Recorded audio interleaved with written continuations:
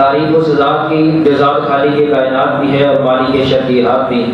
تعریف اس ذات کی جو ذات احد بھی ہے، صمد بھی، جس کی شان لم یلد بھی ہے ولم یولد بھی، اور جس کا مقام ولم یکن لہ کفوا احد بھی ہے.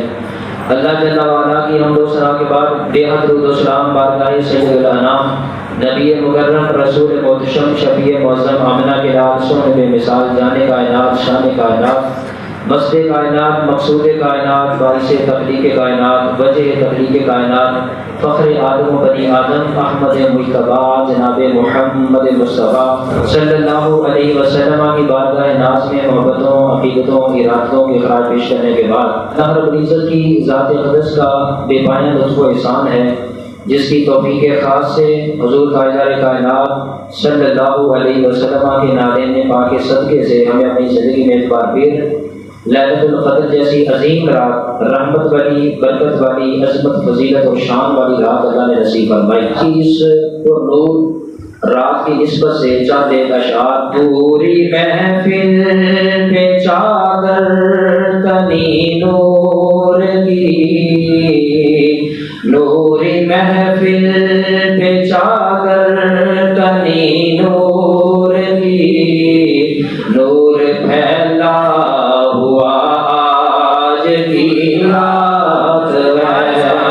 نوری محفل پہ چادر تنی نور کی، نور پھیلا ہوا آج کی رات ہے. اور چاندنی میں ہے ڈوبے ہوئے دو جہاں، چاندنی میں ہے ڈوبے ہوئے دو جہاں، کون جلوہ نما آج کی رات ہے. نوری محفل پہ چادر تنی نور کی، نور پھیلا ہوا آج کی رات ہے.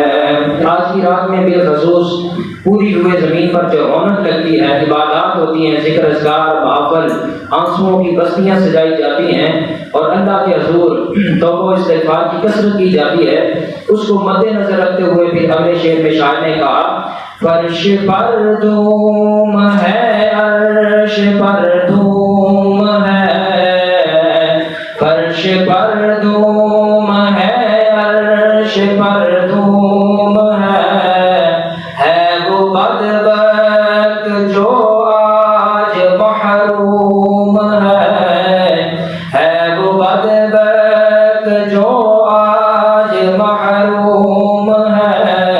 پھر ملے گی یہ شب کس کو معلوم ہے وہ بدبخت جو آج محروم ہے. پھر ملے گی یہ شب کس کو معلوم ہے. عام لطف خدا آج کی رات ہے، عام لطف خدا آج کی رات ہے. نوری محفل پہ چادر تنی نور کی، نور پھیلا ہوا آج کی رات ہے. ابھی شاعر نے کہا کہ اپنے رب سے مانگو. کیا مانگو؟ مانگ لو چشم تر مانگ لو، مانگ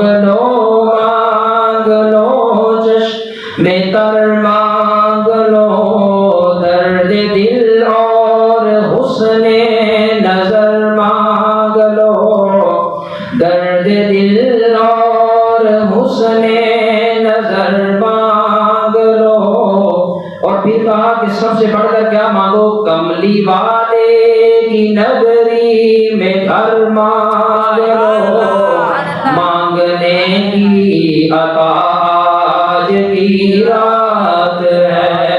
نوری محفل پہ چادر